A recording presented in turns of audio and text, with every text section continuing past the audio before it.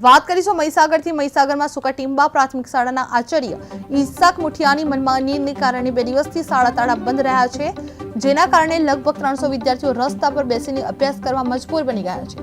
શિક્ષકો વિદ્યાર્થીઓને શાળા બહાર અભ્યાસ કરાવતા રહ્યા હતા અને ગામવાસીઓ અને શિક્ષણ વિભાગની ઘણી રજૂઆતો છતાં શરૂઆતમાં કાર્યવાહી ન થઈ, પરંતુ શિક્ષણ વિભાગે શાળા મુલાકાત લીધી હતી અને શાળા ખોલવાની ખાતરી આપી હતી અને આચાર્યને કચેરીમાંથી બદલી કરવામાં આવી છે।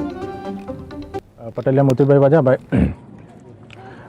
આજ રોજ સુકાટીંબા પ્રાથમિક શાળામાં આચાર્ય સાહેબ કાલના રોજ રજા મૂકીને નીકળી ગયા હતા। સ્કૂલ પર હાજર જ નહોતા। ચાવી શિક્ષકો જોડે એવું કહી અને ચાવી બધી ત્રણ ચાવી લઈને એમની જોડે ફરાર થઈ ગયા હતા। લગભગ 2 વાગ્યા સુધીમાં સ્કૂલ પર આવ્યા અને આવીને ડાયરેક્ટ પાછા નીકળી ગયા, ચાવી કોઈને આપ્યા વગર।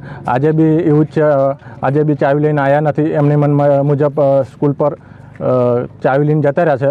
સુકાટીંબા પ્રાથમિક શાળામાં આજે 2 દિવસથી તાળાબંધી ગામ લોકોએ કરેલ છે। ગામ લોકોની માગણી છે કે આચાર્ય હાજર ન હોવાના કારણે તેમની બદલી કરવામાં આવે એવી ગામ લોકોની માંગ છે।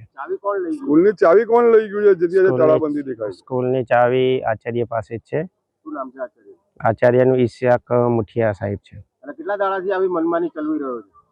અગાઉ પણ હમણાં હાજર જ નથી રહેતા, બરાબર, એટલે ગામ લોકોએ તાળાબંધી કરી છે। જવાબદાર તરીકે તો ખરેખર આચાર્ય સાહેબ આવે 6 માસથી એ અરેગ્યુલર છે, મોડા આવતા હતા અને પેલા સ્નેહાબેન અને આચાર્ય સાહેબ એક જ ગાડીમાં અપડાઉન કરતા। 12 વાગે આવતા, 4 વાગે નીકળી જતા। ગામ લોકો જોતા 15મી ઓગસ્ટ જાહેર પ્રોગ્રામના દિવસે એમને અવગત કરેલા, ત્યારે આચાર્ય સાહેબે ગામ લોકોને બી ધમકી આપેલી કે હું 1 લાખ રૂપિયા આપીને બદલી કરાવી દઈશ, અને એ પછી ખોટી રીતે બધી ગેરરીતિ ચલાવતા। એક પણ દિવસ વહીવટી કામ એમણે કરેલ નથી, ઘેર બેસીને કરતા અને બીજું કામ બીજા શિક્ષક મિત્રો પાસે પણ કરાવતા। એમની ઘણી બધી ત્રુટિઓ હતી, ગામ લોકોએ જોઈ।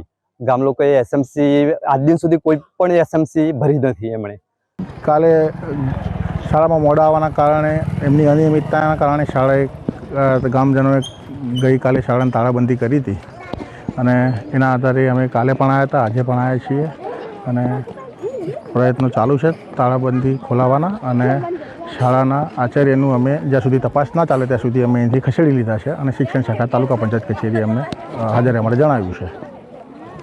આ વિદ્યાર્થીઓને કોઈ અઘટિત ઘટના ઘટે તો જવાબદાર કોણ હશે? વિદ્યાર્થીઓ અત્યારે હાલ શાળા બંધ છે, વિદ્યાર્થીઓ આવ્યા છે એટલે અત્યારે હાલ એ અહીંયા બહાર બેસી અને શિક્ષકો શિક્ષણ કાર્ય ચલાવે છે, પણ પ્રયત્નો ચાલુ છે। હમણાં સ્કૂલ ખુલી જશે એટલે રાબેતા મુજબ શિક્ષણ કાર્ય ચાલુ થઈ જશે। કયા પ્રકારની ને કેવા પ્રકારની કામગીરી દંડાકીય કે શિક્ષાત્મક પગલાં આચાર્ય પર લેવામાં આવશે? અમે શાળા ખુલશે એટલે તથ્યો અને તપાસ, રેકોર્ડ આધારિત તપાસ કરીશું અને એના આધારે પછી અમે વડી કચેરી અહેવાલ મોકલી આપીશું। એના આધારે વડી કચેરી શિક્ષાત્મક કાર્યવાહીની સામે